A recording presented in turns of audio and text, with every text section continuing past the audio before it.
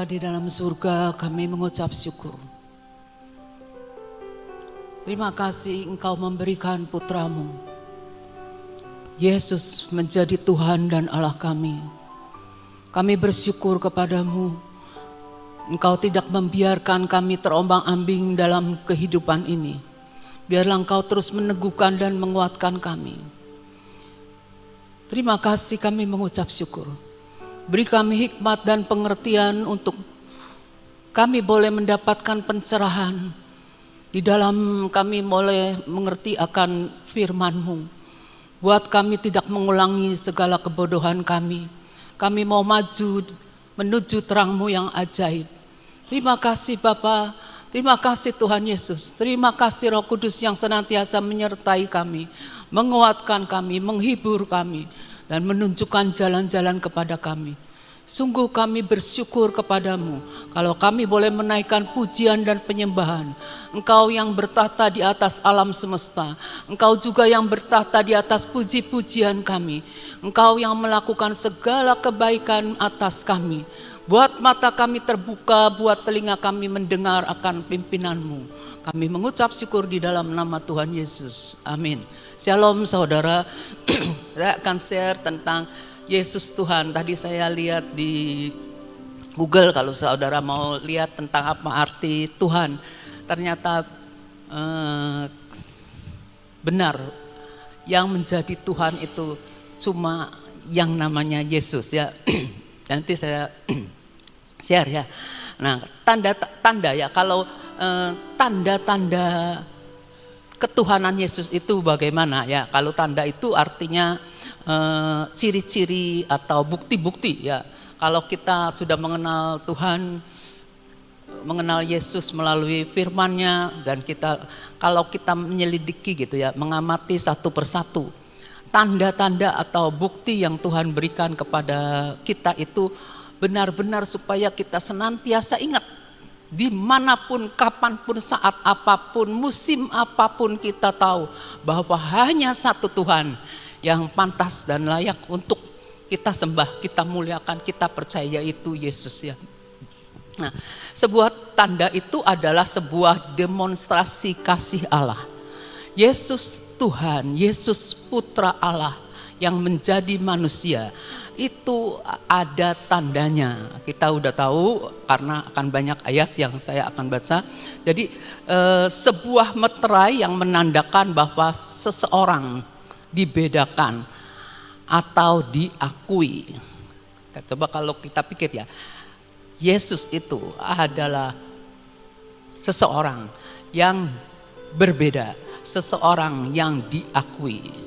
Sebenarnya apa kata firman? Setiap lutut akan bertelut, setiap lidah akan mengaku. Kalau benar-benar mata hati daripada setiap orang sudah dibuka dari selubung-selubungnya, mereka akan lihat. Dan kita tidak perlu ragu lagi bahwa Tuhan yang kita sembah adalah Tuhan yang benar. Nah, kalau tanda itu mengacu pada peristiwa menakjubkan yang terjadi dengan suatu cara yang luar biasa dan melebihi jalannya dunia natural yang terjadi. Seperti misalnya ya, yang kita alami gitu ya. Misalnya taman Tuhan ya. Kalau kita lihat taman Tuhan itu bukan sekedar mau-maunya Ibu Nani membangun akan taman Tuhan, tapi Tuhan yang mau. Nah, itu ada suatu tanda kan? Tandanya apa? Kalau benar itu Tuhan, kita lihat banyak keajaiban yang terjadi dengan suatu cara yang luar biasa, yang tidak bisa dimengerti oleh awam, tidak bisa dimengerti oleh awam. Bahkan orang-orang Kristen sendiri mungkin juga yang hatinya tidak mau mengakui bahkan bahwa itu suatu tanda dari Tuhan. Gak mungkin Tuhan melakukan sesuatu yang tidak punya maksud, gak mungkin, sangat tidak mungkin, pasti punya tujuan. Mungkin orang belum berani mengakui atau belum mau mengakui atau bagaimanalah, pokoknya hal-hal itu sebenarnya adalah suatu yang supranatural ya. Jadi kalau tanda-tanda yang Allah berikan itu bukan saja untuk menolong orang-orang, tapi juga memberikan satu hal di mana kemuliaan kepada Allah itu adalah Yesus yang nyatakan. Bahkan Allah memberikan kemuliaan kepada anaknya, Tuhan Yesus. Untuk Tuhan Yesus dimuliakan. Jadi kita harus tahu segala sesuatu pandangan kita hanya tertuju kepada Yesus ya. Nah, kita lihat akan bukti-bukti tanda-tanda yang membuktikan ketuhanan Yesus. Kita lihat di Yohanes 2 ayat 11. Hal itu dibuat Yesus di Kana. Ini waktu pernikahan di Kana ya. Di Kana yang di Galilea sebagai yang pertama dari tanda-tandanya. Dan dengan itu Yesus telah menyatakan kemuliaannya. Dan murid-muridnya percaya kepadanya. Ya, kalau kita lihat ya, setiap tanda kan punya maknanya sendiri. Pernikahan di Kana itu di ayat 2 kalau kita mau baca, saudara pasti sudah pernah baca, teliti ya. Yohanes 2 ayat 1 sampai 11. Ya dibaca aja dah. 2 ayat 1 sampai 11 ya. Pada hari ketiga ada perkawinan di Kana yang di Galilea dan ibu Yesus ada di situ. Yesus dan murid-muridnya diundang juga ke perkawinan itu. Ketika mereka kekurangan anggur. Ibu Yesus berkata kepadanya, mereka kehabisan anggur. Kata Yesus kepadanya, mau apakah engkau daripadaku ibu, saatku belum tiba. Tapi ibu Yesus berkata kepada pelayan-pelayan, apa yang dikatakan kepadamu, buatlah itu. Di situ ada 6 tempayan yang disediakan untuk pembasuhan menurut adat orang Yahudi, masing-masing isinya 2-3 buyung. Yesus berkata kepada pelayan-pelayan itu, isilah tempayan-tempayan itu penuh dengan air, dan mereka pun mengisinya sampai penuh. Lalu kata Yesus kepada mereka, sekarang cedoklah dan bawalah kepada pemimpin pesta. Lalu mereka pun membawanya. Setelah pemimpin pesta itu mengecap air yang telah menjadi anggur itu, dan ia tidak tahu dari mana datangnya, tetapi pelayan-pelayan yang mencedok air itu mengetahuinya. Ia memanggil mempelai laki-laki dan berkata kepadanya, setiap orang yang menghidangkan anggur yang baik dahulu, dan sudah orang puas minum, barulah yang kurang baik. Akan tetapi engkau menyimpan anggur yang baik sampai sekarang. Terus hal itu dibuat Yesus di Kana yang di Galilea sebagai yang pertama dari tanda-tandanya. Dengan itu ia telah menyatakan kemuliaannya, dan murid-muridnya percaya kepadanya. Dan dengan itu ia telah menyatakan kemuliaannya dan murid-murid percaya kepadanya. Jadi tanda ini menandai akan satu peralihan dari orang percaya, peralihan keadaan dari orang percaya yang dibaptis oleh Yohanes. Kan Yesus belum membaptis ya. Yang dibaptis oleh Yohanes menjadi kemudian mereka melihat apa yang jadi gini.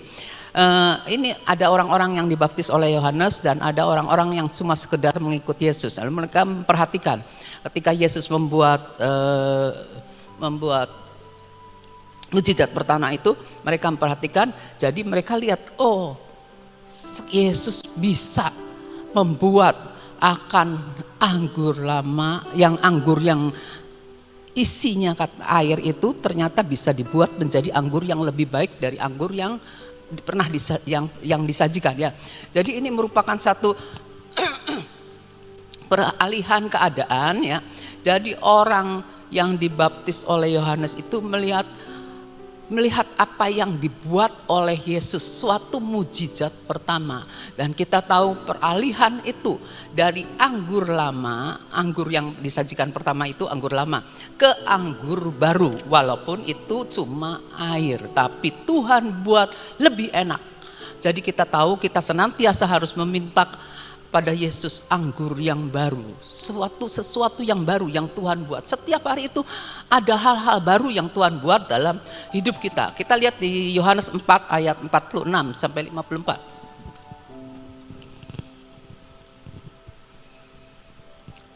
Maka Yesus kembali lagi ke Kana di Galilea, di mana ia membuat air menjadi anggur. Balik lagi ya.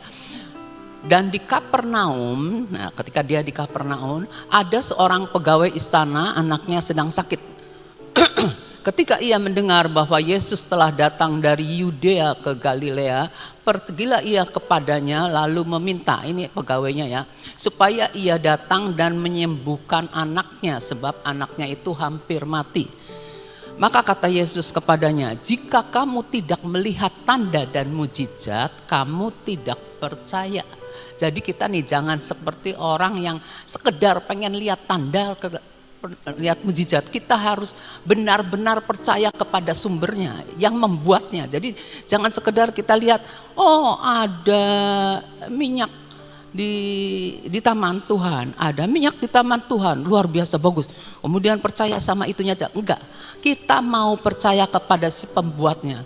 Kita apapun kita ya, belajar firman atau apapun, penuh-penuh sampai ingat, tapi tidak pernah datang kepada firman itu, kepada terang itu, kita tidak akan diubahkan. Sebab kita ini punya sisi-sisi gelap dalam hidup kita. Kalau sisi gelap dalam hidup kita, kita cuma sekedar baca firman, kemudian kita hafal, kita apa, tapi kita tidak mau datang kepada sang terang. Yang terang itu, yang maha terang itu tidak akan mengubah kita. Tapi begitu yang gelap itu datang kepada terang, maka terang itu menyinari kita. Jadi kita ngerti yang ini gelap, harus singkir. Seperti itu. Jadi kita harus percaya kepada sumbernya terlebih dahulu, nanti baru dapat bonus-bonus ketika kita mengikut Yesus. Lihat 49. Pegawai istana itu berkata kepadanya, Tuhan datanglah sebelum anakku mati. Jadi anaknya itu tidak bersama-sama dengan papahnya ya. Pegawai istana itu terus 50. Kata Yesus kepada, pergilah anakmu hidup. Yesus cuma ngomong kayak gitu. Ini si sumber nih, ngomong pergi anakmu hidup. Nah orang itu percaya akan perkataan yang dikatakan Yesus kepadanya lalu pergi.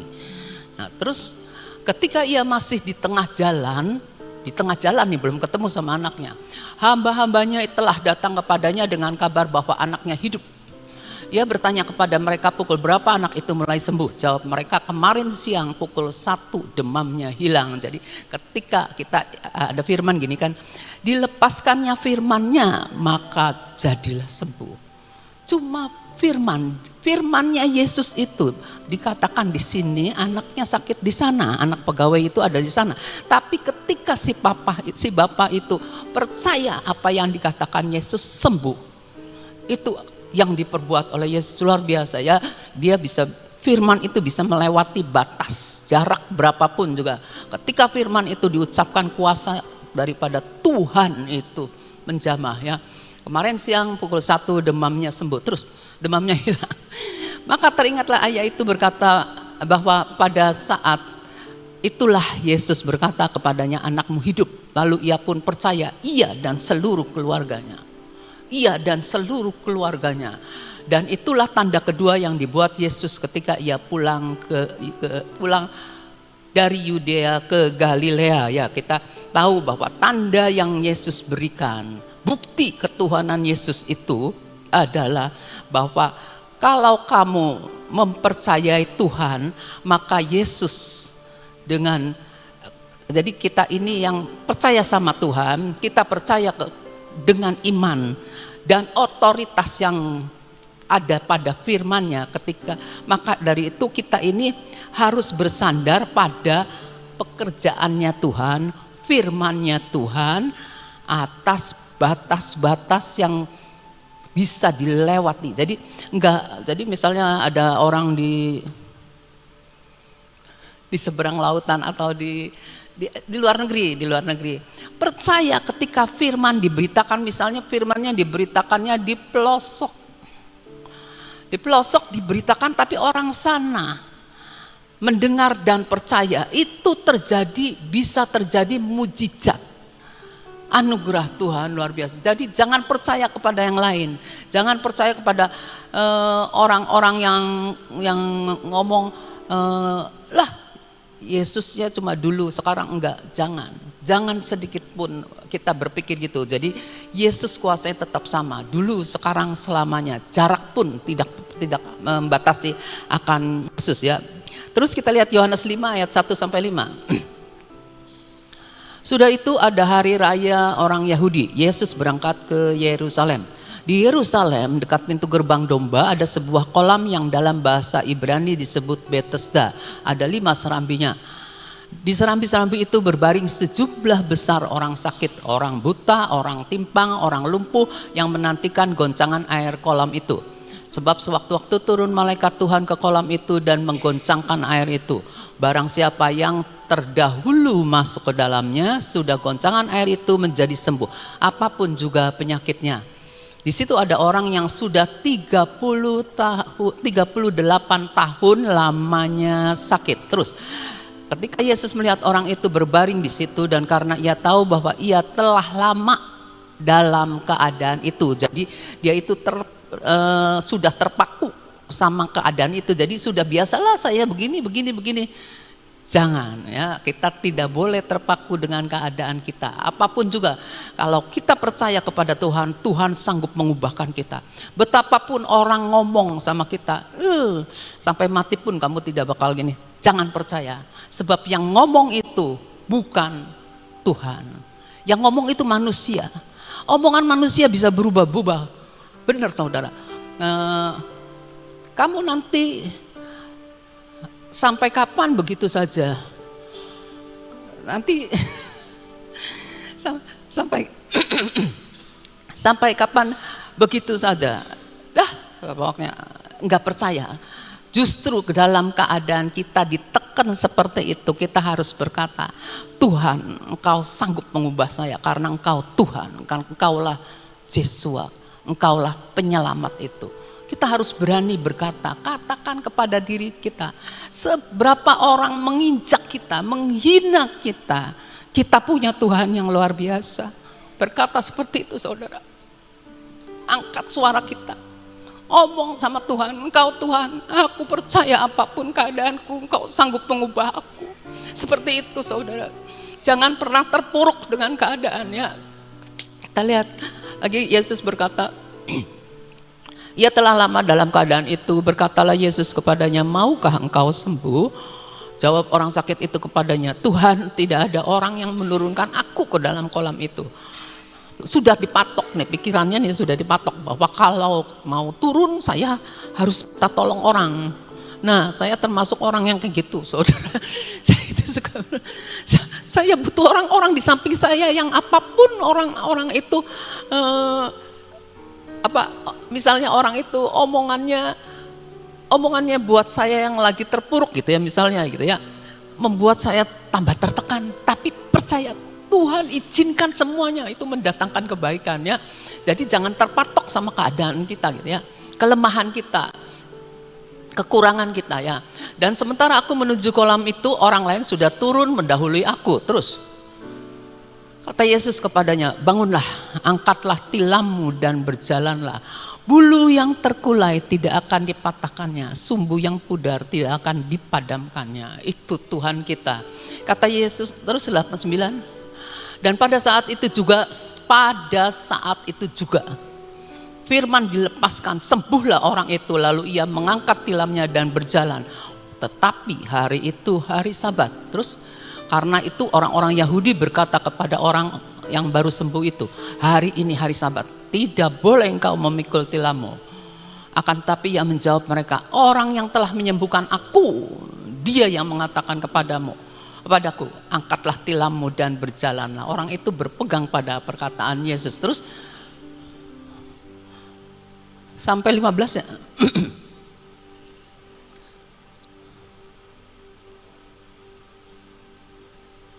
Siapakah orang, mereka bertanya kepadanya, siapakah orang itu yang berkata kepadamu, angkatlah tilammu dan berjalanlah? Tapi orang yang baru sembuh itu tidak tahu siapa orang itu, sebab Yesus telah menghilang ke tengah-tengah orang banyak di tempat itu. Terus 14. Kemudian Yesus bertemu dengan dia dalam bait Allah lalu berkata kepadanya, engkau telah sembuh, jangan berbuat dosa lagi, supaya padamu jangan terjadi yang lebih buruk. Nah, ini yang harus kita ingat ya. Saya telah sembuh, jangan berbuat dosa lagi, supaya padamu jangan jangan terjadi yang lebih buruk. Ya. Supaya padamu jangan terjadi yang lebih buruk. Kalau ada orang, ya saya pernah cerita sama seseorang. Orang itu di Jakarta ya, orang itu bilang, "Ci, saya pernah dengar Yusak ngomong, kalau sakit itu pasti ada dosa. Ya saya bagaimanapun juga, kalau orang itu tidak dekat sama saya gitu ya, tapi dia berani ngomong gitu sama saya pegang. Lalu saya berdoa, saya mohon ampun. Saya belum tahu dosanya apa gitu, tapi saya mohon ampun ini soal kaki saudara. Nah, terus saya mohon ampun. Tuhan, saya nggak tahu nih Tuhan, tapi saya minta Tuhan kasih pencerahan. Apa yang membuat saya begini? Mungkin perkataan-perkataan saya, ada perkataan-perkataan yang Tuhan tidak suka, mungkin seperti itu ya, saya minta ampun gitu ya. Sebab saya percaya kalau dia ngomong, walaupun dia orangnya orang itu kalau ngomong tuh tegas gitu tuh. Ya, jadi saya itu kaget juga saudara, kaget juga. Ya udah nggak apa-apa, pokoknya dia ngomong walaupun orang itu nggak gitu dekat, tapi saya percaya semua mendatangkan kebaikan buat saya. Saya mau nurut, Tuhan ampuni saya gitu ya. Terus supaya jangan berbuat dosa lagi. Apapun dosanya yang belum kita ketahui, saya tidak boleh berbuat dosa. Ingatkan saya Tuhan, kalau saya berdosa ingatkan saya gitu ya. Terus Yohanes 14 orang itu keluar lalu menceritakan kepada orang-orang Yahudi bahwa Yesuslah yang telah menyembuhkan dia, ya, telah menyembuhkan dia. Kita lihat di sini bahwa kita ini seringkali terpatok sama masa lalu kita yang menimbulkan luka-luka dalam hidup kita, ya enggak? Orang itu sudah 38 tahun sakit, tapi dia tetap aja dalam keadaan kayak gitu. Enggak ada perubahan. Ya, entah kenapa, ya kalau zaman sekarang mestinya datanglah firman Tuhan, tiba-tiba bisa mendengar firman Tuhan, ada yang menceritakan tentang firman Tuhan. Jangan mau tetap dalam keadaan seperti itu. Tuhan itu mengasihi kita dan tidak pernah mau kita ini binasa. Jadi kita nih kalau dalam keadaan seperti ini, kita tuh berarti tetap diam di masa lalu, mengingat-ingat masa lalu. Padahal masa-masa lalu kita itu menyakitkan, membuat kita ini tidak mampu bergerak, membuat kita ini tidak berani campur dengan yang lain. Tinggalkan masa lalu, luka-luka masa lalu. Itu biasanya anak-anak remaja sampai dewasa itu suka terbawa. Luka itu suka terbawa. Yang manis aja suka terbawa. Misalnya yang manis terbawa. Kenangan saya terhadap keluarga saya, saudara, boleh dikata manis. Walaupun hidup saya itu hidup anugerah lah pokoknya. Tapi yang manis itu terbawa. Ada seorang ngomong gini, kamu tidak boleh nyamain papi kamu sama suami kamu. Tidak boleh, seberapapun juga. Saya seringkali membandingkan papi saya sama suami saya, saudara, sungguh. Kalau apa gitu ya, aduh kalau ada papi nih saya ini gak mungkin ditinggalkan seperti ini gitu. Pasti dibantu, seperti itu. Nah itu saya tuh harus ngebuang yang manis. Jadi saya tuh membayangkan bagaimana papi saya sayang sama saya gitu. Adik-adik saya juga, adik saya yang laki membayangkan mamihnya kalau saya membayangkan papi gitu ya. Seperti itu, pokoknya yang manis, apalagi yang tidak baik. Kalau yang tidak baik ketemu lagi, kata Tuhan belum lulus sampai lulus. Itu kalau ketemu lagi sakit lagi. Ketemu lagi omongan kayak gitu mengingatkan seseorang sakit lagi. Itu harus semuanya ditinggalkan supaya sembuh ya, supaya kita ini sembuh ya. Jadi kita tahu apa yang menghalangi kita untuk mengalami satu mujizat, itu harus dibuang ya. Kita lihat Yohanes 6 ayat 1 sampai 13. Saya cepat. Nah, sesudah itu Yesus berangkat ke seberang danau Galilea, yaitu danau Tiberias. Orang banyak berbondong-bondong mengikuti Yesus karena mereka melihat mujizat-mujizat penyembuhan yang diadakannya terhadap orang sakit. Dan Yesus naik ke atas gunung dan duduk di situ dengan murid-muridnya. Dari Paskah hari raya orang Yahudi sudah dekat. Ketika Yesus memandang sekelilingnya dan melihat bahwa orang banyak berbondong-bondong datang kepadanya, berkatalah Yesus pada Filipus, di manakah kita akan membeli roti supaya mereka makan? Hal itu dikatakannya untuk mencobai dia sebab ia sendiri tahu apa yang hendak dilakukannya. Jawab Filipus, roti seharga 200 dinar tidak akan cukup, sekalipun ini masing-masing mendapat sepotong kecil. Seorang dari murid-muridnya yaitu Andreas, saudara Simon Petrus, berkata kepadanya, di sini ada seorang anak punya 5 roti jelai dan 2 ikan. Apa artinya ini untuk orang sebanyak ini?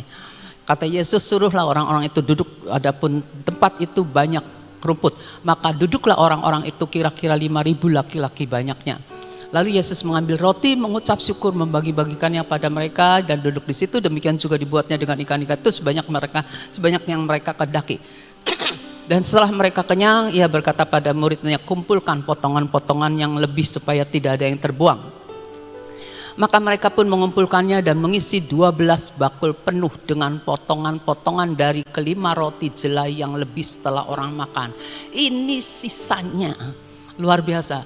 Terus 14. Ketika orang itu melihat mujizat yang telah diadakannya, mereka berkata, dia adalah benar-benar nabi yang akan datang ke dalam dunia. Terus karena Yesus tahu bahwa mereka hendak datang dan hendak membawa dia dengan paksa untuk menjadikan dia raja, ia menyingkir pula ke gunung seorang diri. Jadi orang-orang itu sampai ayat 13 malah. Jadi Yesus itu orang hanya melihat hal-hal jasmani, tapi Yesus merindukan tandanya dan mujizatnya, itu membawa orang-orang pindah dari pikirannya yang sekedar mikirinnya apa yang di dunia ini. Yesus ingin supaya pikiran kita ini memikirkan hal-hal yang dari surga, yang punya nilai kekekalan. Nah, itu yang harus diperhatikan. Nikmat di dunia enggak ada gunanya kalau itu menghancurkan jangka panjang nanti. Umur kita nih bertambah. Kita sekarang muda masih bisa nikmati segalanya gitu, senang-senang, enak-enak, tidak tahu nanti di depan kita itu bagaimana. Itu benar-benar harus kita pikirkan, nilai kekal. Di sini dikatakan bahwa otoritas Yesus itu ada dan tidak dalam semua batasan-batasan jumlah. Misal, aduh saya butuh duit, ya kan? Semua orang pasti butuh duit, ya. Tuhan saya nih, ini mungnya apa bahasa Indonesia? Seadanya ya, mungnya cuma ada segini gitu. Gimana Tuhan?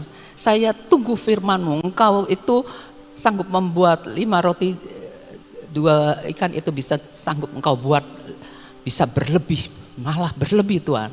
Tolong saya Tuhan. Engkau buat mujizat dalam hidup saya mau ngalamin Engkau Tuhan. Nah, Yesus itu sanggup membuatnya. Kalau saudara dapat firman, percayalah, pegang Yesus. Yesus sanggup membuatnya.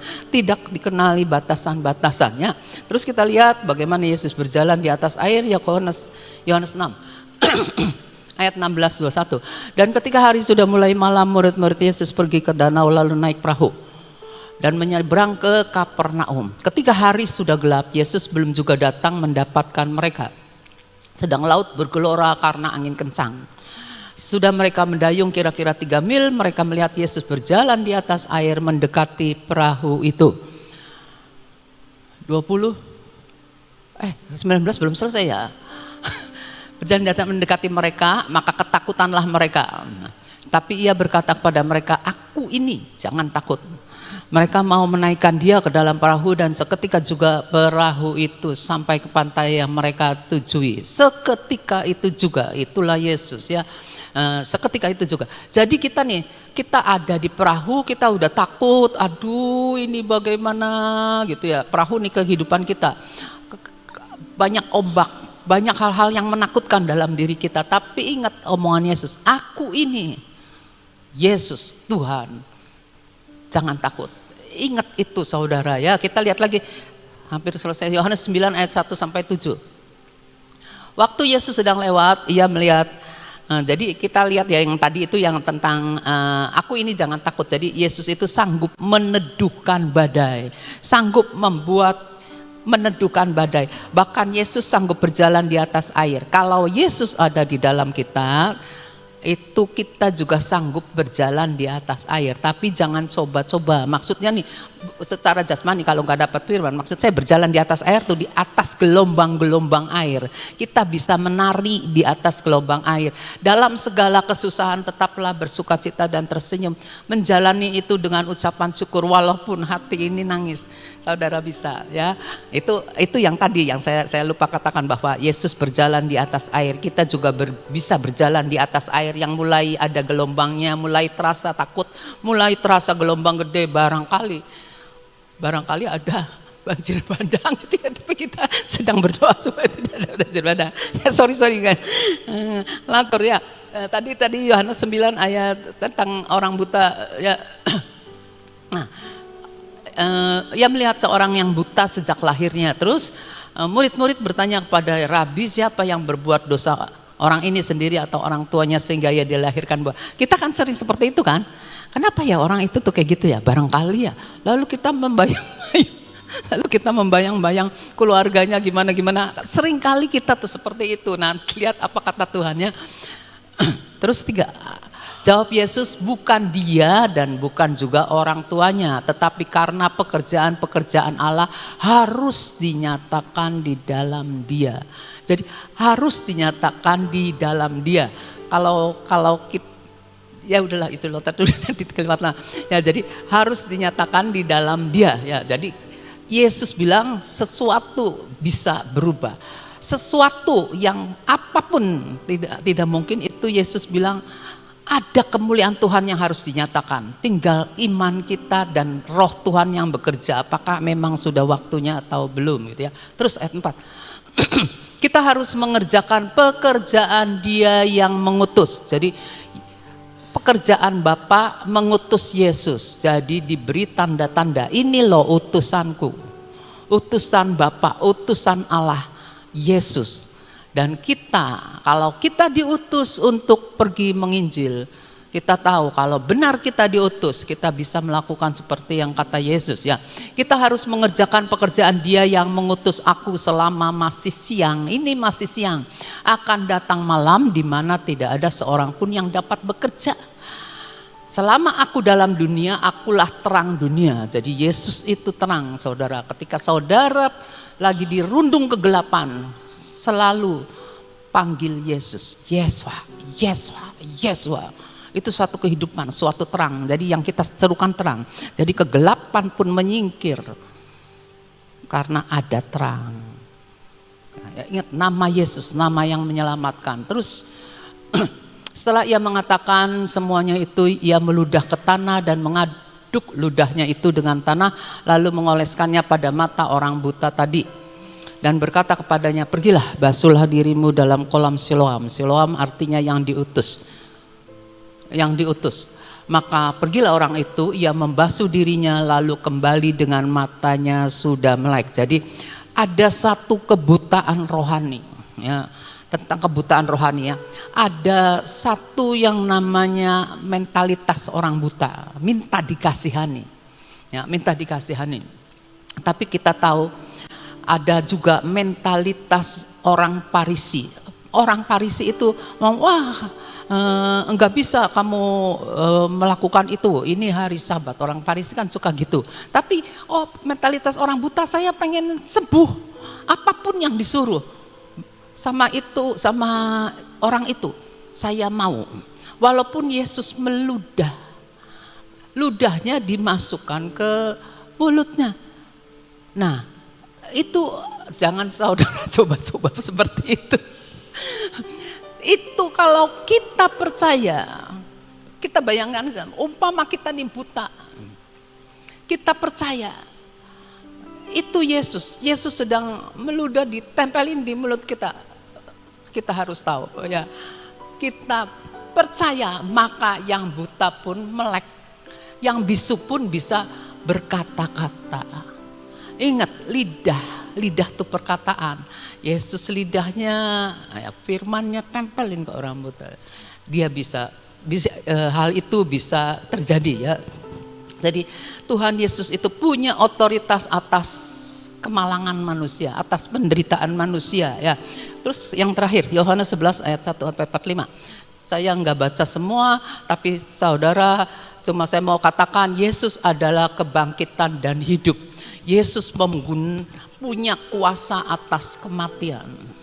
Kalau saudara pengen yakin Tuhan Yesus itu Tuhan, ya kita tahu cuma satu-satunya manusia Yesus yang bisa membangkitkan dari antara orang mati, yang bisa berkuasa atas alam semesta, yang bisa punya otoritas dan tidak dibatasi oleh kuantitas. Itu Yesus punya otoritas segala-galanya. Kalau dilihat di Google nih, benar-benar kita tidak usah takut untuk percaya kepada Tuhan Yesus. Tidak peduli apapunnya, kita tetap percaya karena setiap tanda itu tidak menunjuk kepada manusia. Tanda-tanda ajaib itu tidak menunjuk kepada manusia, tidak menunjuk kepada gereja, tidak menunjuk kepada organisasi, tapi hanya kepada Yesus. Sebab Yesus itu Tuhan. Ada satu hal lagi yang saya dapatkan. Ini saya tuh lihat dari TikTok saudara. Yohanes 13 ayat 13. Orang kan suka ngomong apa Yesus itu Tuhannya. Terus di sini kamu menyebut aku guru dan Tuhan. Katamu itu tepat sebab memang akulah guru dan Tuhan. Jadi Yesus mengaku bahwa dirinya itu guru dan Yesus itu Tuhan. Kalau ada orang yang bertanya, kita harus berkata memang Yesus itu Tuhan. Jangan takut ya. Semua ada bukti bahwa Yesus itu Tuhan. Firman yang mengatakan bukan apa-apa. Kan sukanya ngeledek. Kenapa ngaku-ngaku Tuhan? Itu lihat ada bukti-bukti banyak ya. Terus Yohanes 17 ayat 5. Di sini dikatakan gini. Ya Bapa, permuliakanlah aku padamu sendiri dengan kemuliaan yang kumiliki di hadiratmu sebelum dunia ada. Jadi sebelum dunia ada, Yesus sudah memiliki kemuliaan bersama dengan Bapanya. Ya, itu sudah ada sebelum dunia ada, itu Yesus sudah ada. Yesus sudah memiliki hal itu sebelum dunia ada. Jadi yang ada sebelum dunia ada itu adalah perkara-perkara yang ilahi, yang kekal. Jadi kita tahu Yesus itu Tuhan, Yesus itu adalah hal seseorang yang diutus oleh Bapa ke dunia dan dia memiliki perkara-perkara yang ilahi dan punya otoritas ilahi. Dia kekal ya. Tuhan memberkati. Terima kasih. Ya, coba tayangkan Yohanes 1 tapi pakai BIMK. Ya, bahasa Indonesia masa kini. Ini terjemahan yang sebenarnya saya sangat buat kita terutama buat orang tua ya.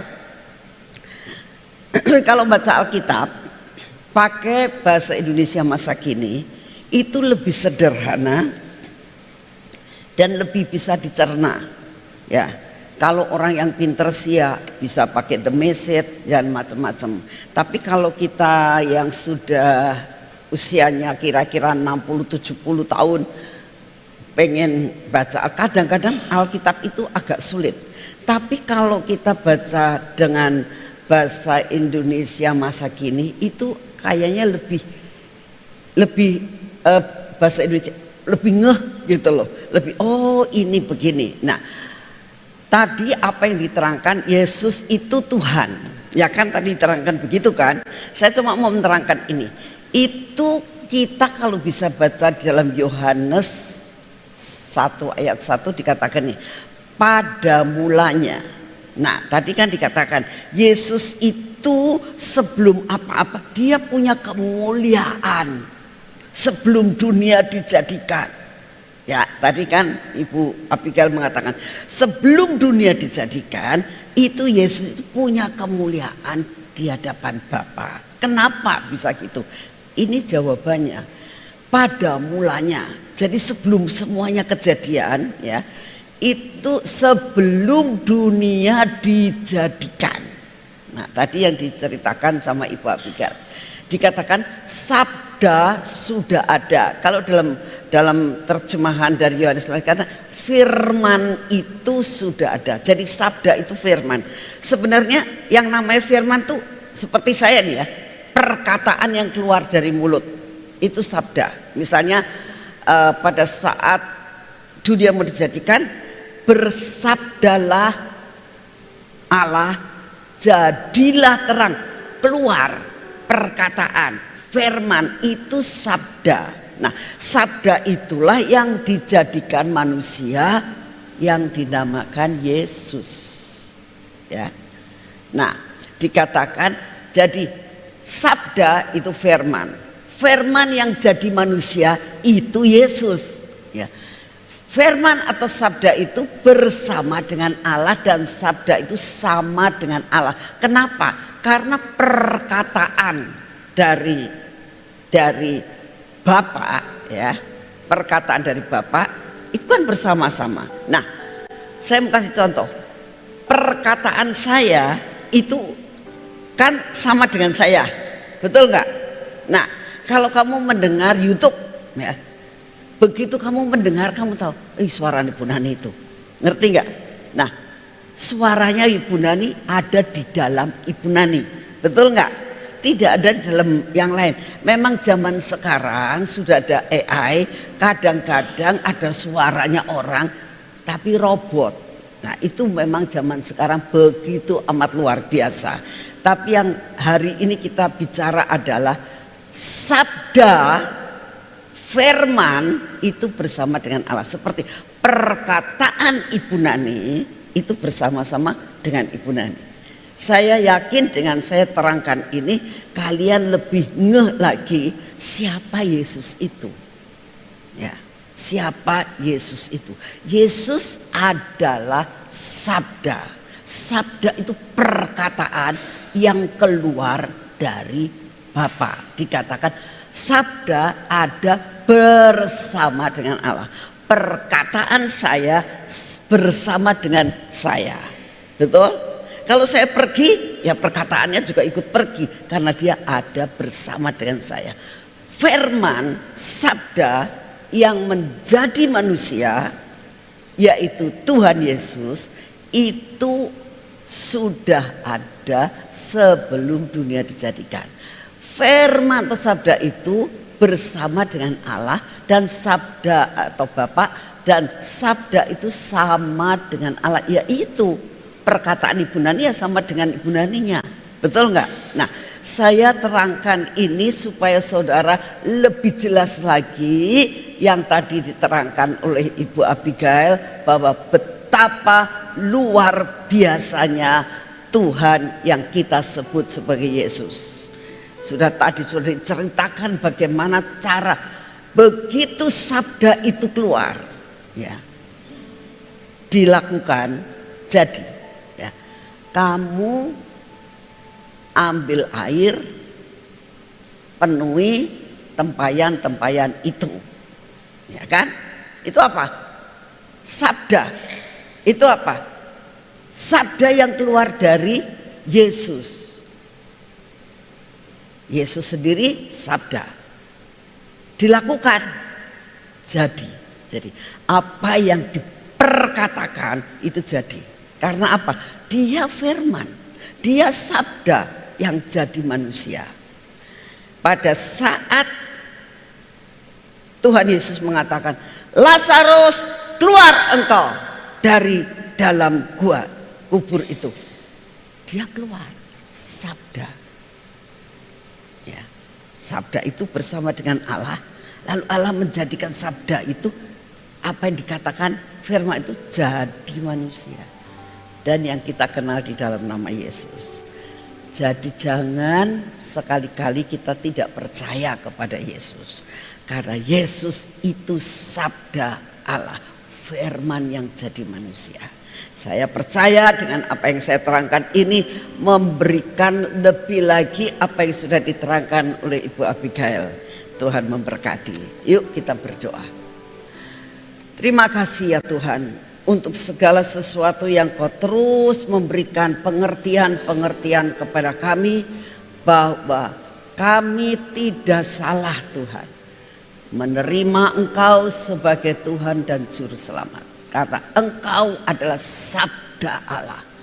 Engkau itu firman yang keluar dari mulut Allah. Terima kasih Tuhan Yesus.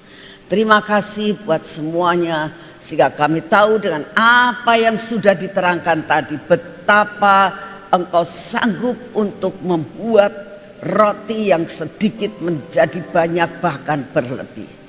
Sanggup menyembuhkan orang yang lumpuh, orang yang buta, sanggup melakukan segala-galanya. Terima kasih Tuhan Yesus. Kami percaya Engkau akan sanggup untuk menolong kami dalam keadaan apapun juga saat ini. Kami tahu masa kesukaran, tapi kami percaya kami ada di Goshen. Kami percaya kami akan dipeliharakan Tuhan. Kami percaya kami akan diluputkan dari segala malapetaka. Karena apa? Karena kami percaya kepadamu. Terima kasih Bapak untuk semua dan semuanya. Kami mau menyerahkan semua persoalan kami Tuhan. Semua yang kami hadapi hari demi hari, kami minta di dalam nama-Mu. Engkau memberikan kemampuan, Engkau memberi kekuatan sampai kami dapat menjalani dan kami menjadi lebih dari pemenang. Terima kasih untuk kasih setia-Mu Bapak. Saat ini juga kami datang di hadapan-Mu Tuhan. Kami berdoa buat persiapan-persiapan untuk hari Selasa ya Tuhan. Kami berdoa untuk saudara-saudara kami yang mau melakukan berkorban untuk meluangkan waktunya untuk masak Tuhan. Kami mengucap syukur. Kau beri kekuatan, Kau beri kesehatan. Mereka boleh melakukan bagiannya. Tuhan, kami juga berdoa untuk anak-anak-Mu yang saat ini sedang menjahit akan pakaian-pakaian untuk anak-anak penari. Kami minta anugerah-Mu, berkati Tuhan supaya dapat terselesaikan. Kami juga berdoa pada saat ini Tuhan untuk semua penjahit-penjahit yang saat ini sedang melakukan tugasnya untuk menjahit seragam. Ini pun kami persembahkan kepadamu. Kami berdoa untuk properti Tuhan yang saat ini sedang mempersiapkan semua properti yang akan dipakai untuk hari Selasa. Kau berkati Tuhan. Kami percaya dengan persiapan-persiapan yang ada. Kami berdoa untuk para asir yang saat ini sedang mempersiapkan untuk boleh menjadi asir yang senantiasa menjadi berkat buat orang lain. Bapak, sungguh kami mau menyerahkan semuanya ini ke dalam tangan-Mu. Kami berdoa untuk para hamba-Mu ya Tuhan, yang kami menyampaikan firman-Mu tanggal 6. Kau bicara Tuhan, Kau bicara Tuhan.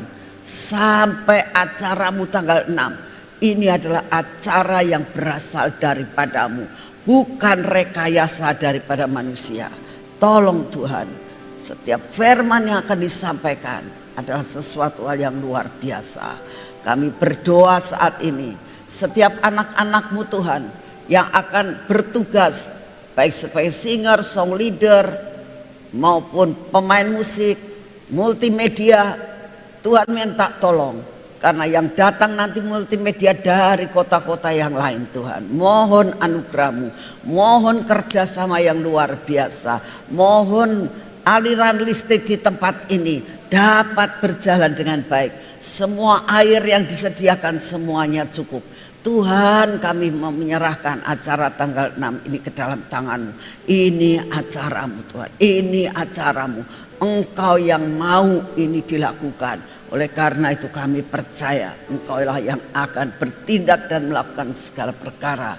Tuhan, kami juga berdoa untuk seluruh kebersihan, seluruh keamanan dan semuanya.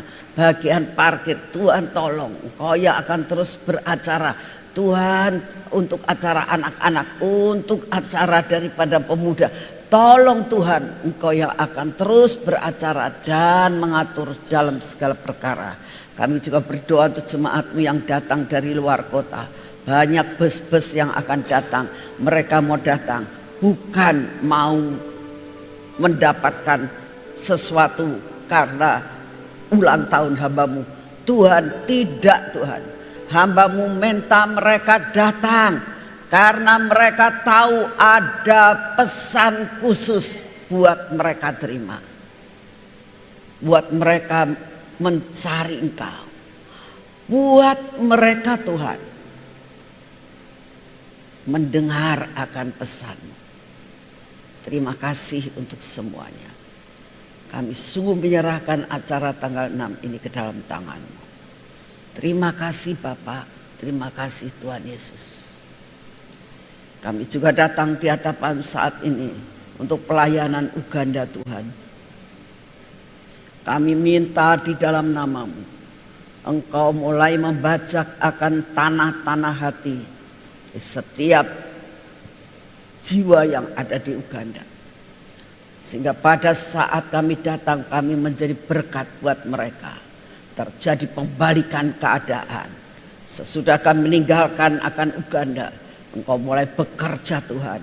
Engkau ubahkan negara ini menjadi negara yang takut akan Engkau. Menjadi negara yang kaya Tuhan. Menjadi negara yang benar-benar dapat memberkati akan setiap rakyatnya. Dan hidupnya akan berubah. Banyak orang yang mengenal Engkau. Itulah kerinduan kami. Terima kasih untuk semua. Kami mengucap syukur karena Kau sungguh amat sangat baik atas hidup kami. Terima kasih Bapak. Kami juga berdoa pada saat ini lawatan yang terjadi. Banyak anak-anak-Mu yang saat ini pergi ke daerah-daerah, ke pulau-pulau dan ke negara-negara. Kau memberkati mereka supaya terjadi tuaian di mana-mana sebelum kedatangan-Mu. Terima kasih untuk semuanya. Bapak, kami tetap berdoa buat bangsa dan negara kami. Berkati Tuhan. Engkau tahu goncangan-goncangan yang terjadi, baik masalah perekonomian, baik masalah-masalah politik. Bapak, kami minta pegang kendali bangsa ini. Kau berkati akan Bapak Presiden, Wakil Presiden, semua staf yang ada, semua jajaran kepolisian maupun angkatan darat, laut dan udara. Kami doakan Tuhan, semua pemimpin-pemimpin daerah, buat mereka takut akan Engkau. Buat damai sejahtera-Mu turun. Engkau lepaskan oknum-oknum yang ingin menghancurkan bangsa ini. Beri roh pertobatan, beri roh pertobatan. Kami juga berdoa buat koruptor-koruptor Tuhan. Beri roh kesadaran untuk mengembalikan uang yang diambil untuk bangsa dan negara ini kembali. Terima kasih untuk semuanya. Kami juga berdoa pada saat ini ya Tuhan. Kami mau menyerahkan akan apapun yang bakal terjadi. Kami minta anugerah-Mu turun. Biarlah Engkau yang mengendalikan megatrust yang ada. Engkaulah yang akan mengendalikan lempengan-lempengan yang ada di bawah tanah. Tolong Tuhan, ini doa yang kami naikkan di hadapan. Kami minta kekuatan dan kesehatan yang daripada-Mu untuk dapat menjalani hidup ini sampai garis akhir. Mohon jaminan Tuhan untuk kami tetap percaya kepada-Mu. Engkau sebagai Tuhan, sabda yang hidup. Terima kasih untuk semuanya. Dalam nama Tuhan Yesus kami sudah berdoa. Mari saudara, kita masuk dalam pengurapan. Kita percaya hidup kita ada dalam supranatural. Terima kasih Tuhan Yesus. Hidup kami dalam supranatural. Biarlah kehidupan supranatural ini meliputi akan seluruh kehidupan kami. Mata kami, telinga kami, bibir, mulut kami, dan hati kami Tuhan. Engkau terus beracara untuk semua yang tidak baik Engkau hancurkan. Berkati tangan kami, berkati kaki kami Tuhan, sehingga perjalanan kami hari ini berhasil. Apa yang kami kerjakan hari ini mendatangkan berkat yang luar biasa. Kami menerima berkat-Mu hari ini, pimpinan-Mu hari ini, sehingga kami tidak menjadi tersandung. Dalam nama Tuhan Yesus, amin. Terima kasih, selamat pagi, Tuhan memberkati saudara semuanya.